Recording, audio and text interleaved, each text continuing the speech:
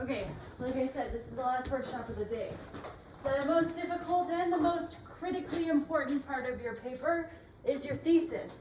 Somebody tell me what a thesis is. A thesis? Yes. It's what you think.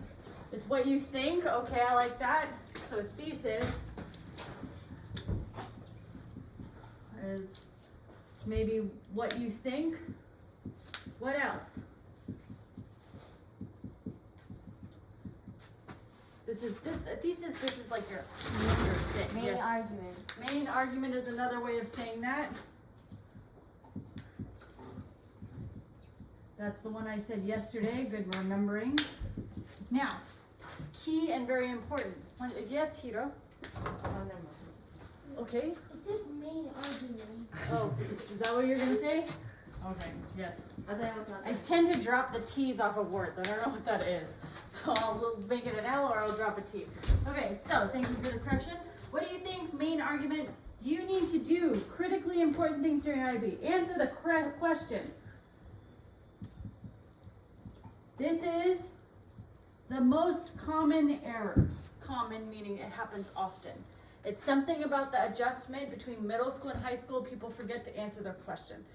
Partially because you're focused so much on analysis that then when you go back at the end, you're like, wait a second. I didn't answer the question. So we're going to work on answering the prompt.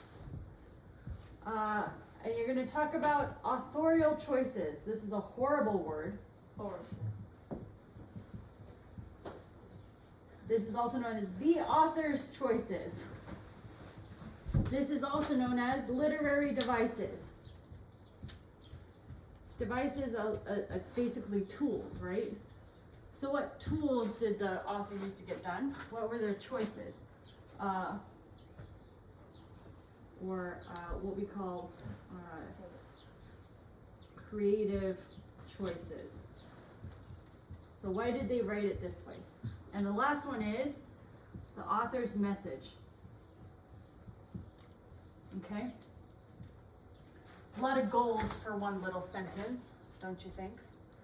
So I'm going to break this down into a real simple form for you. Okay? So, for an IB thesis. Nope, it's not strong enough. I'll just leave it there. Am I in frame, Lucas? Can you see this board? Can you see this board? Yes. Okay, good. All right, so for your thesis, a good thesis has the following. One, I'm going to give you some sentence starters. You need to use the author's last name and then a good, strong action verb. Okay? What's the author's last name here? When Alexander. Last name. Alexander. Thank you. Don't use the first name. You should have used the first and last name somewhere in the introduction at the beginning, right? So now you get to Alexander. And then you're going to use a nice, strong action verb. It will depend on what your argument is, so I can't tell you exactly which one. Alexander. Well, we can do some examples, right? I'll give you some examples. You can say explores,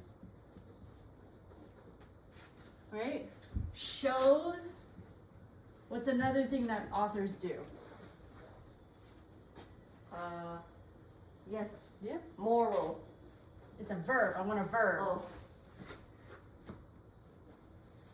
Maybe creates. Nice one is examines.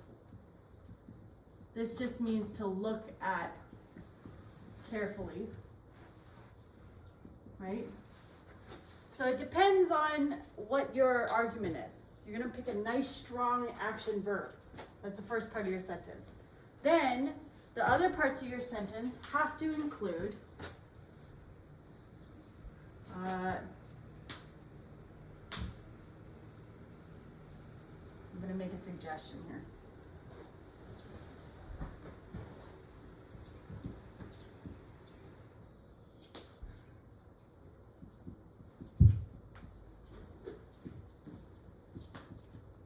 Your literary devices. You might have a couple. Lucas has the easiest prompt because that makes sense. It's about literary devices. So you just list them, right? Whatever your literary devices. If you only use similes, just put similes. Yes. Okay? but if you have more than one, you gotta make a list, right? Metaphors, right, or dialogue or whatever, you make a list using this. Can you change this word using? Of course, but I'm just using that for an example. Okay. And then we're gonna do, the last part is, you're gonna need something like in order to. Can you change the language on that? Of course. But it's like, in order to means to do something, right? Can you just say to? Sure. In, oh no, order to. And then you need the author's message here.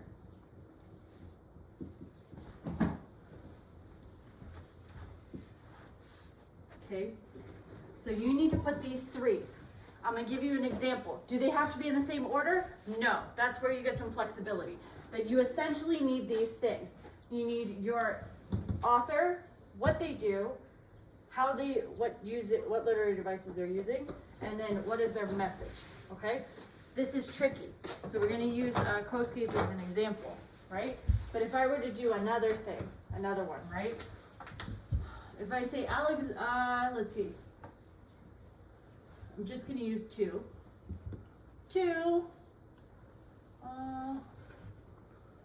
Explore Nick's emotions. Alexander uses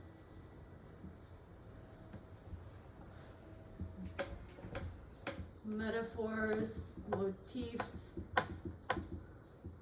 and simile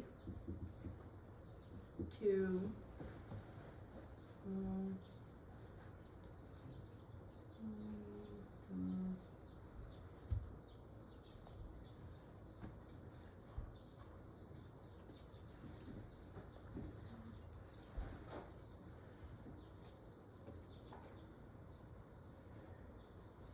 I made a mistake. What is my mistake? I did my action verb to explore. That's action verb. Nick's emotions. That just goes with explore. Alexander uses metaphors, motifs, and simile, and we need the author's purpose, the author's message, to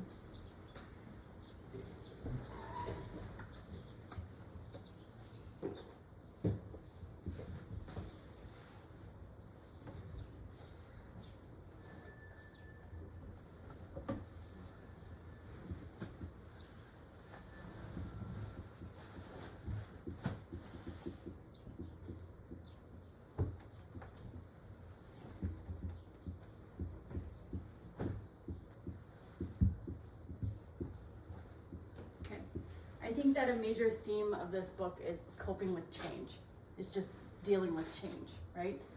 So then the author's purpose is to explore how Nick's emotions are helping him or showing how he's dealing with change, right?